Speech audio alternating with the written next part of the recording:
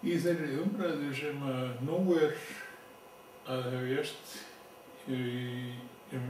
eina ferðina skattahækkun eftir að efnahagslífið hrundi hjá okkur, þá núna talað hækkun á virðisaukaskattinum. Það svolítið sérstakt með virðisaukaskatt í okkar þjóðfélagi að það hefur ekki legið svona opinberlega fyrir hver sé raunverulegi tekjuþáttur frá innheimtu virðisaukaskatts. Á árinu 1994 var unnið hérna á vegum stéttarfélaganna í Reykjavík mikil úttekt á svartri atvinnustarfsemi og gerviverktöku. Eitt af þeim verkefnum sem þar var unnið var úttekt á virðisaukaskattinum fyrir árin 1991 og 1992. Það voru síðustu árin sem þá var búið að gera upp. Það var ekki hægt að fá neinar upplýsingar hjá ríkisbókhaldi greiðslu virðisaukaskatts í ríkisrekstrinum sjálfum. Það að segja, hve háan virðisaukaskatt væri ríkið sjálft að greiða í sínum rekstri og þeim framkvæmdum sem það væri að fjármagna. Þegar við stóðum frammi fyrir því, þá ákváðum við að fara í gegnum ríkisreikningana, taka út hvert og eitt ráðuneyti og hverja stjórnareiningu fyrir sig og flokka útgjöldin í sundur eins og hér sýnt á skjánum. Að þá flokkuðum við í fremsta dálknum, dálknum næst nöfnunum heildargjöldin alls, næsti dálkur eru launin, þar næst kemur það sem var undanþegið virðisaukaskatti og þá eftirstöðvarnar voru gjöld með virðisaukaskatti og lengst til hægri virðisaukaskatturinn af þessum gjöldum sem voru með virðisaukaskattinum. Þetta tekið eins og sjálft fyrir hvert einasta ráðuneyti og gert svona upp og niðurstaðan úr árinu 1991 varð þessi sem hér sést að í A-hluta ríkissjóðs þá ríkissjóður að greiða 11.898.883 krónur og B-hluti ríkissjóðs var að greiða í sínum gjöldum 5.576.576.800 eða samtals greiddi ríkissjóður í sínum rekstrargjöldum og fjármagnargjöldum 20.677.475.683. Þetta dálítið há tala, þetta hefur ekki legið svona á lausu að þetta sé svona lítið þetta út, en lítum þá á árið 1992, hvernig það lítur út. þar erum við með dæmið nákvæmlega eins sett upp. Ráðuneytin hvert og eitt, stjórnareiningarnar hvert og eitt tekið út á nákvæmlega sama hátt. Og niðurstaðan úr því varð eins og hér segir að á árinu 92 þá A-hluti ríkissjóðs að greiða 13.575.476.697 og B-hlutinn greiðir í virðisaukaskatt 4.777.402.400 krónur eða samtals á árinu 92 greiðir ríkissjóður í rekstri sínum 18.353.879.097. Þá skulum við líta á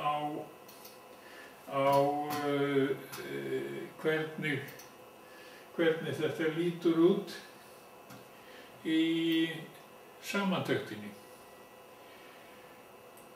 Við erum að tökum hér enn ríkisreikninginn og innheimtu virðisaukaskattur samkvæmt skýrslum út allt þjóðfélagið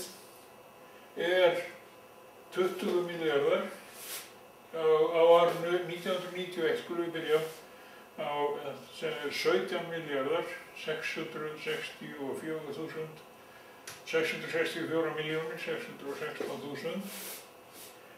Síðan kemur alveg örmull af endurgreiðsluþáttum þar sem að ríkissjóður að endurgreiða virðisaukaskatt af hér fjölda liða í gegnum alla sirkuna og hér stærstu liðirnir endurgreiðsla í 91, það af endurgreiddur virðisaukaskattur af skyldri starfsemi sveitarfélaga. Það 629.623.000. En svo ef við skulum klára 91 og hérna þannig að þá komum við á samtölunni þegar búið að draga alla liði frá og þá stöndum við eftir með nettó tekjur ríkissjóðs af virðisaukaskattinum 1991 14.736.137 krónur. Eins og kom fram áðan að þá fjármagnaði ríkissjóður í rekstri sínum greiðslu á virðisaukaskatti sjálfur upp á 15.898.883 og í B-hlutanum fjármagnaði 5.665.576.800 eða hann greiddi í raun og veru, ríkissjóður greiddi sjálfur 5,9 milljarða meira í virðisaukaskatt heldur en hann innheimti með skýrslum út allt þjóðfélagið. Þetta var athyglisverð niðurstaða og ég hef á margan hátt reynt að koma henni á framfæri og síðast núna við fjármálaráðherra í haust þegar að vandamálin voru með niðurskurð í þjóðfélaginu og þá sendi ég honum erindi þar sem ég benti á þetta sem möguleika í að þurfa minna að skera niður að hætta þessari neikvæðu innheimtu á virðisaukaskatti út allt þjóðfélagið. Nú, sami þátturinn er á árinu 92. Þar nettó innheimtan á virðisaukaskatti 17 milljarðar 620 milljónir 887.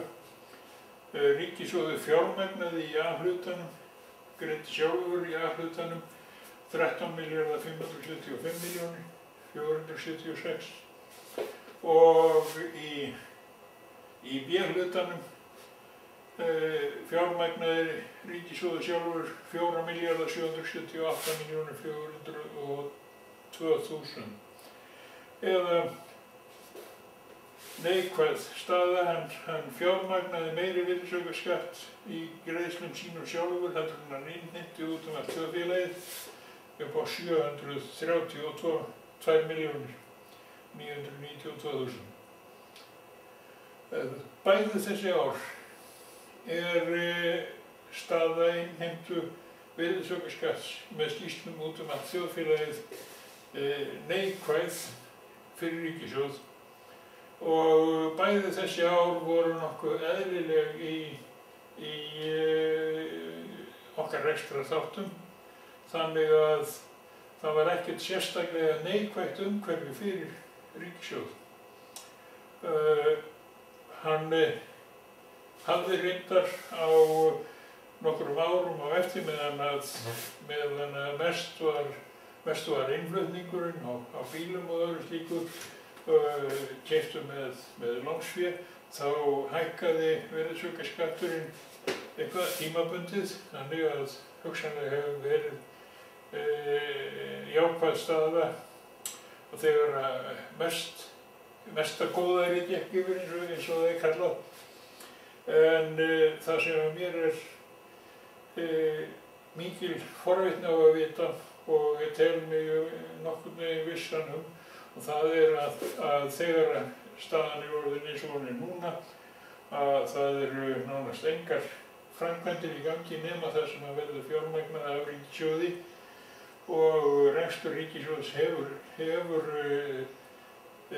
bólgnað út frá þessum árum, að ég næsta viss það að það neikvæð staða í þessu umhverfi að innheimta virðisaukaskatt af öllum viðskiptum og þjónustu út allt þjóðfélagið. Það væri tekjuþáttur fyrir ríkissjóð að hætta því og leggja það niður. Ég hef ekki fengið að koma þessu á framfæri, þess vegna setja ég þetta hérna inn á myndband og ætla að renna því inn á YouTube þannig að fólk geti skoða þetta í rólegheitum. Veltið þessu fyrir ykkur og athugið hvort að þið komist ekki að svipaðri niðurstöðu og við sem vorum að skoða þetta á þessum árum. Takk fyrir.